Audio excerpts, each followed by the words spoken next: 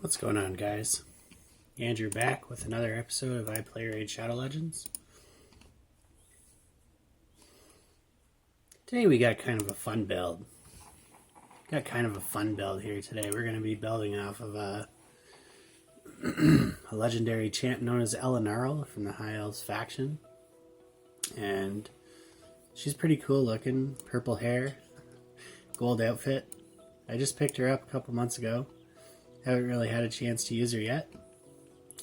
But I think where she'll excel in the most is probably dungeons like Ice Golem or Dragon. And you'll see why here in a minute. But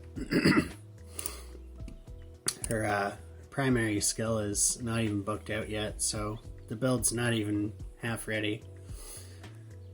And it deals all poison debuffs on all enemies instantly. So it's really good. It can kill a whole wave instantly, even on 25 dragon. So we have that. We also have attacks all enemies and then places 2 poison debuffs if the attack is critical. And that still hasn't been booked out yet. So we want her going fast and we want her being accurate. How we're going to get the poison debuffs is I'm going to be using 2 Taurus, 2 copies of Taurus. Just level 40 or 50 or whatever right now. It's not even ready. But what he does is Toxic Nova, so he just takes a bunch of damage, places unkillable on himself, and then places 4 poison debuffs. It's not even booked out yet, but at least I got the buff chance booked out. So that can be improved as well to a 4-turn cooldown instead of 5. And yeah, just 4 poisons and then 2 of them, so there's 8 poisons right there. And if I want to throw a Combust on there, I can put up to 10 poison debuffs on a wave at any time. So how we're going to get this going is typically a 𝓫𝓬𝓬𝓸𝓷 would be the best option here, but since I don't have a 𝓫𝓬𝓬𝓸𝓷, I'm going to be using Renegade for cooldowns. Decreases the cooldown of all ally skills by 2 turns. And that's been booked to a 5-turn cooldown, so that's not too bad. And we're going to want Renegade going as fast as possible. There's really no limit on how fast Renegade can be going here. I'll put him in some of my best speed gear. And right now he's going to be running at 266 speed. Would be ideal to have a speed lead in this situation, but since I can't do that, and since Arbiter seems to be the best option here for turn meter boosts, we're going to be wanting to give our team a lot of turn meter boosts because they're kind of slow and clunky. How do I have 4 Arbiters? Oh, I don't. I was just about to say, I have some Arbiter skins, and then I just realized, no I don't. They're just teasing me. Okay, so yeah, we want fast Arbiter here. Specifically for the revive all. My team's not going to be able to survive the wave once their unkillable wears off if they don't clear the whole wave, and normally they don't. And normally it's not a good idea to clear the first wave anyways in one shot, which I can do because then our cooldowns don't cool down fast enough for the second wave, and the Tauruses end up dying and then everything gets all messed up anyway.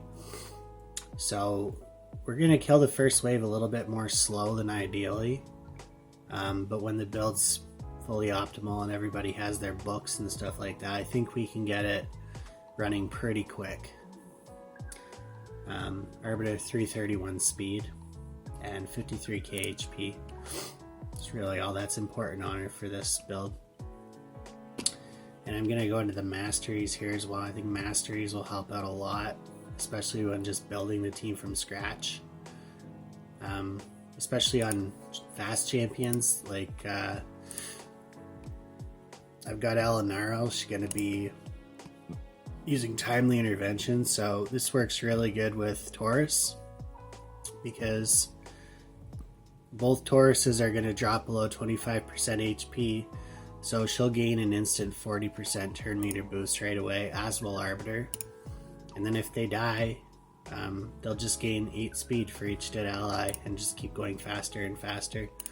Master Hexer, so just increasing the duration of poisons and HP burns by 1 turn. This champion also has a guaranteed unresistible HP burn on her A1, which is absolutely awesome. Laura Steele is increasing like sets like perception and speed sets to give more speed and accuracy. Evil Eye, decreasing turn meter. I put Arcane Celerity on all my debuffers. 30% chance of increasing the turn meter when a debuff cast by this champion is removed or expires. Just great. And then just accuracy on the champions that need accuracy. I don't know why I put Exalt in Death, and then I'm just going down the offense tree here. For Elanaril, you'll see that on her Smolder, you need it to be a critical hit to place the second poison, so you need to get her crit rate to 100%.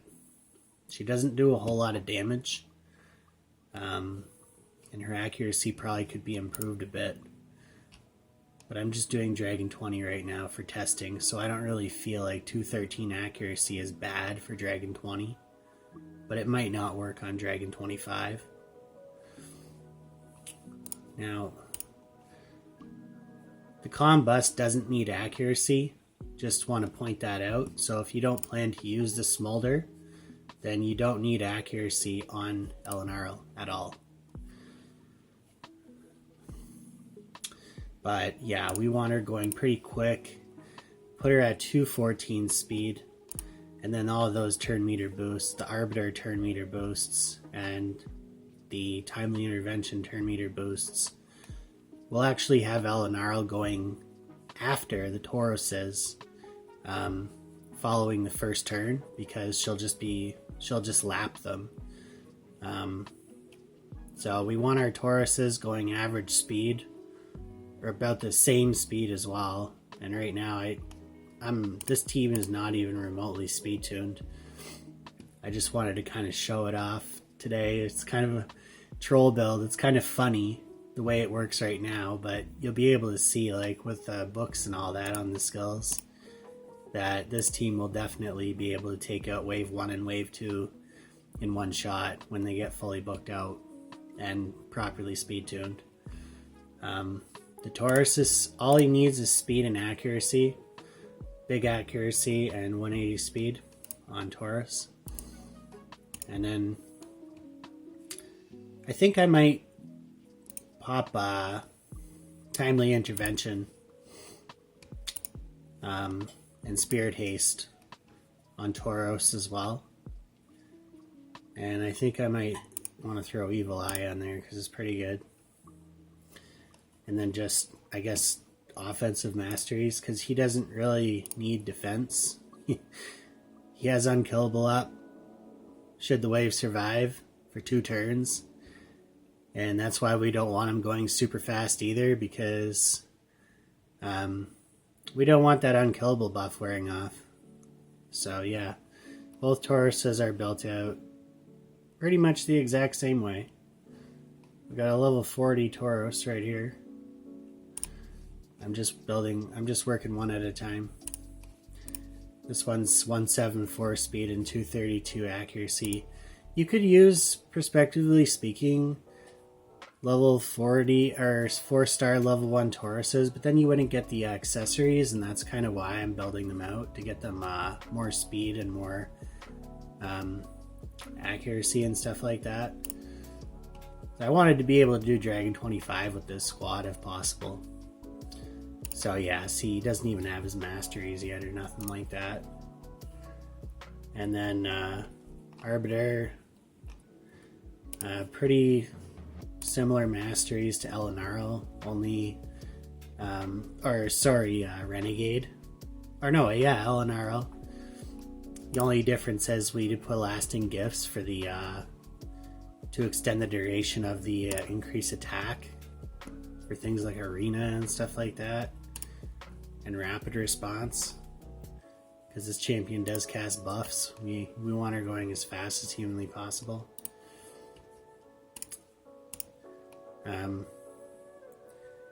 We even got Cycle of Revenge on Arbiter, and that's something that I could definitely consider putting on Elanaril, but I needed to get her crit rate to 100%, so I couldn't mess with that just yet. And looking at Renegade Masteries here.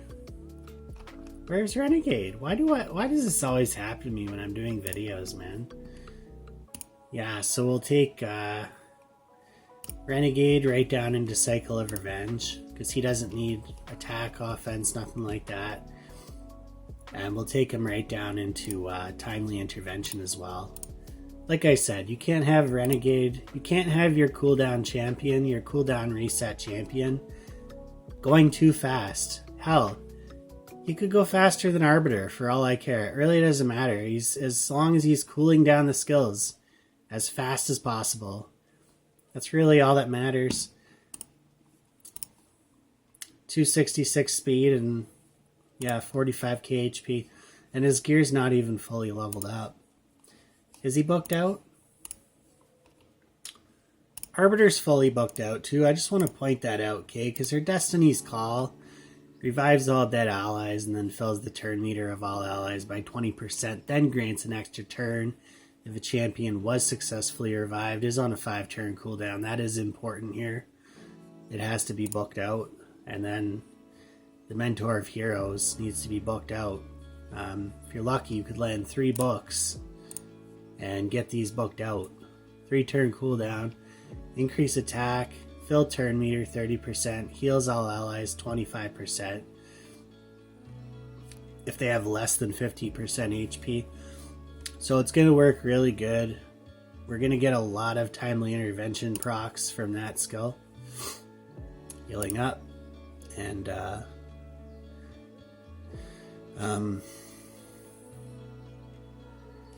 yeah, that's about all I got for the build information. This has been booked out to a 5-turn cooldown to decrease this cooldown of all ally skills by 2 turns. Very important that that's booked out.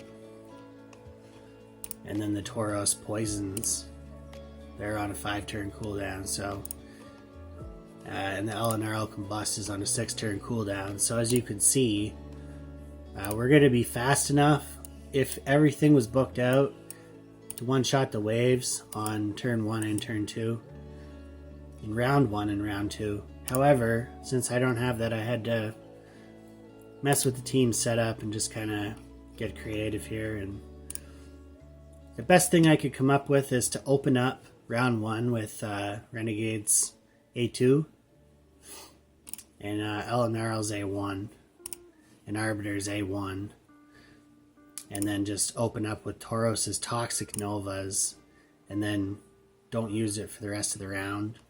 Don't use Tendon Slash at all, because then he'll always have an extra 20 accuracy with the masteries. And then in round 2 you can just go ham with the Toxic Novas, just kill the wave as fast as possible. Nothing spectacular for round 2 for Elanaril, nor Renegade, nor Arbiter. And that's pretty much it, man. Just, you know, put Renegade as the lead because he gives a 40 ally resist, and all these other auras are useless for dungeons. And there happens to be a Dragon Super Raid on today, which is nice. I'm farming up some extra speed gear. I just got a nice little Arbiter upgrade there the other day. Pretty cool. Upgraded 3 speed, which is a lot right now for me. Okay, so we're going to go into the first Toxic Nova here. Another turn meter boost, another Toxic Nova here. And pretty much kill off the wave. And now Elanaril is going to use her AoE poisons. If she had used it on the first turn, this whole wave would be dead right now. And we wouldn't be able to reset our cooldowns in time. So we're going to take advantage of the unkillables here, so they can't kill us. our Tauruses are still in sync for the moment. One of them probably will die here, but that's fine. I think Elanaril just used another Combust, and that's another problem that we will face when not killing the waves in one shot, is that she will waste her Combusts and we will go slow. But it's all good. We seem to be running at an okay clip here. We might get a Combust off. As long as the Tauruses have up their unkillable by the time the enemies take their turn, that's all I care about if we're not killing the wave. And there we go. Boom. Dead. Not bad, man. Not bad for a build that's not even built out. We're into the dragon at 128.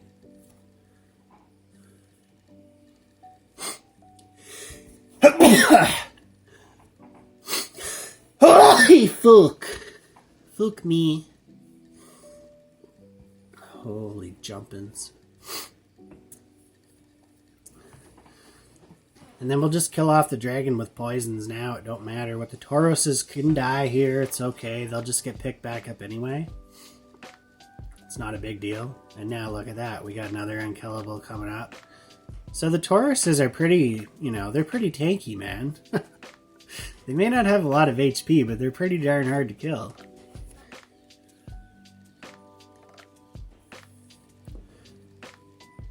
Now another champion that could be used for this is 𝓑𝓵𝓪𝓮. He will put 4 poisons on all enemies at the start of each round. If you happen to have 2 𝓑𝓵𝓮s, you are golden for this type of comp. And I think that's about it as far as like 4 or more AoE poisoners are concerned for the game that I know of.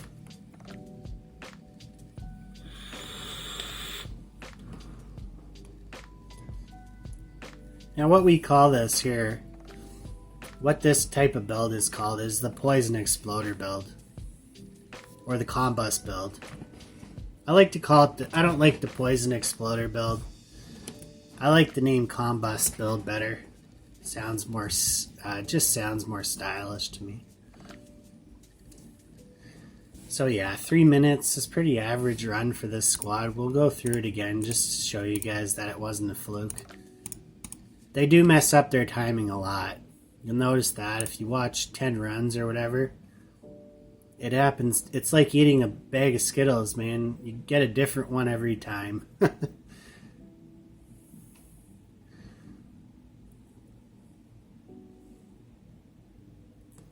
So that's what 8 poisons can do pretty much right there. Yeah. A lot of damage. And if we got Hexmaster procs, sometimes they'll take more damage too. And you could prospectively kill off an entire wave just off Tauruses without even a Combust if you get a lot of Hexmaster procs. See how somehow one of our Tauruses died here and we're probably going to get all thrown off.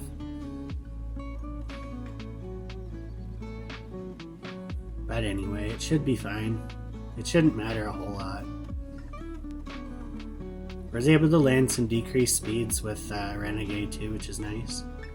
He does have a decreased speed AoE on his A2, which is pretty cool.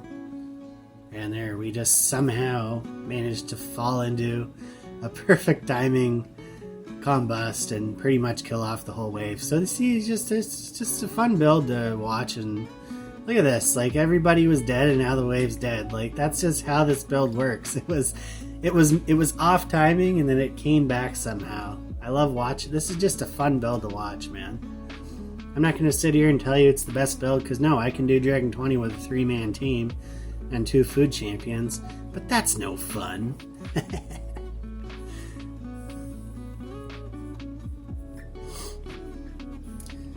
Whatever happened to the fun in video games, man? I remember playing video games as a kid. I used to have fun, man. Now today it's all just grind, grind, grind. All I see, man, is everybody just grind, grind, grind. You know? Fun factor is definitely equating into the is factoring into the equation for me a lot these days, because yeah, I'm just kind of sick and tired of the grind, man. The grind of raid can kill off a lot of players. So I've seen so many players quit raid in the 6 months that I've been playing this game. It's not even funny, man, because they burn themselves out, man. They spend too much money. They don't get what they want, and then they storm off in a big huff like, oh my god, I didn't get Sifi, or I didn't get Duchess, hoo-ha, hoo-ha, or I did get them and I still suck at the game. Like, give me a break, man. Play the fucking game, you know what I mean? Stop being such a bitch. That's my opinion of it anyways. Just have fun playing the game, man. You know, you guys are here, you're playing a game that is not worth anything. No matter what you do in this game of raid, it's not going to be worth a dime. So just have fun doing it, man. Here we go again on run 3. That last run was pretty interesting to watch, how they just collectively came back together with all the turn meter boosts and stuff like that. Even though everybody was dead, the entire wave still died much faster on wave 2 than they did on wave 1. That was the weirdest thing I've ever seen, man. Just like Arbiter just pops everyone up, everyone's dead.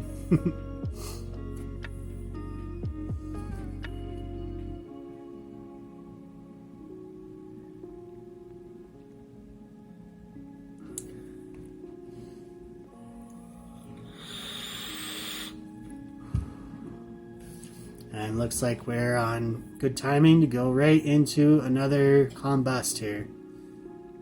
Hopefully. If we can get a cooldowns from Renegade. Oh, somehow Elanaril jumped in front of him there, but that's fine. She's gonna go ahead and do her Combust here anyway.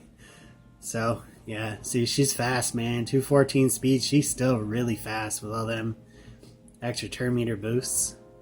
And once I can get timely intervention from Renegade, she's not going to be jumping ahead of him anymore. When she gets that 40% turn meter boost, he's also going to get that as well. So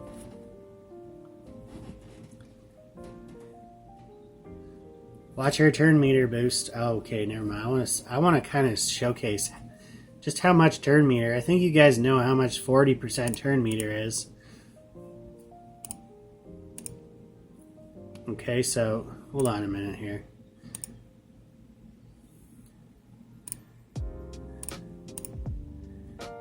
Okay, so look at Elanaril's turn meter right now. It's at about 30%. Look at it after Tauros does his move.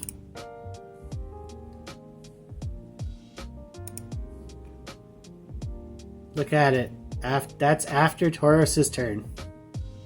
It went from right here all the way over to right here at 214 speed. That's pretty good. She literally got a 50% turn meter boost. And if they both do it, her turn meter would actually be full right now. So, and then a 30% turn meter boost from Arbiter. So Arbiter is doing a turn meter boost pretty much every turn because of the cooldowns from Renegade as well. So it's really amazing to see how fast this team is, even though they're not that fast.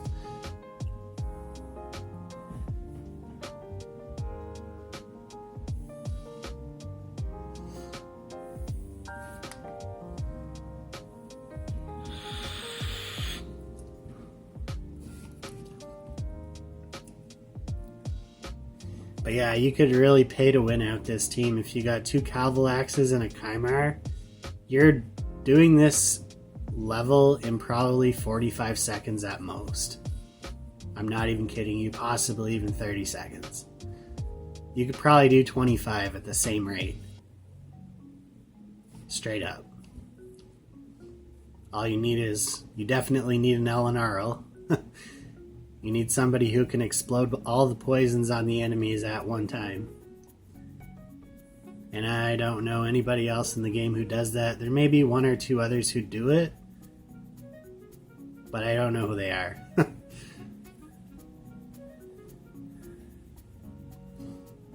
And there we go. So yeah, it's pretty consistent. It's 100%. There's no doubt about that. At level 20, this is a 100% run. Elanaril dealing 2.7 million damage. Tauroses are not doing terribly either. Both bringing in 500,000. There is a case that could be made as well. If you're for sure wanting to kill off the wave, or if you're for sure not wanting to kill off the wave on the first turn, you could make your Tauroses faster than Elanaril. It would probably help your second wave a lot. But I'm building to have the first wave and the second wave downed each on the first turn, which would mean that I would go into a Combust after I use the searing, or after I use the Smolder, so that we would get all the poisons on them and then use the Combust, and then reset the cooldowns, and then do another Smolder, and then more Toxic Novas on this wave, and then another Combust. So it would be just an exact replica. Like, here we go, it just happened. Pretty much that's what would happen, except both waves would be dead on the first shot, and the Tauruses would be in sync. So this would not be happening, but it's good still. They're all gonna die here anyway. It's just gonna take a bit longer.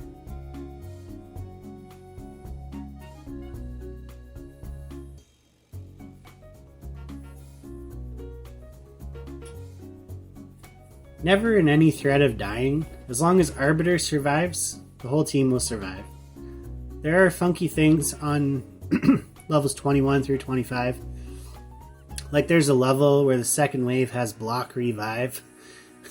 So if you don't kill them in the first shot, then they could possibly block revive your Elanaril or block revive your Renegade, and then you're screwed.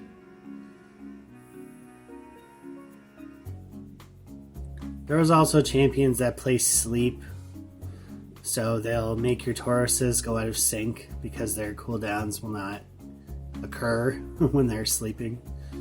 So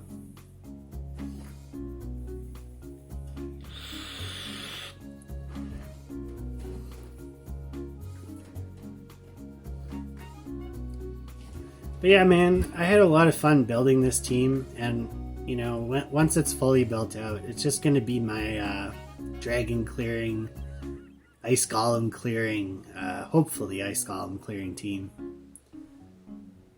And we're just going to finish this run off at about 3 minutes. So that's not too bad, man. At all. For this crappy team. So it's getting a little more consistent. I used to have some runs that would take like 4 minutes. And then there would be other runs that take like 2:30, but it was very inconsistent. Now it's a consistent 3 minutes, which is fine for me. But I think that's probably where we'll end the video. Yeah, I hope you liked the video, guys. You know, take care of yourselves, and happy building, happy raiding, and good luck in the Clan V clan this weekend. And my name's Andrew, and this is Black Dragon Studios, and this has been another episode of iPlay Raid Shadow Legends. And you guys, see you in the next one.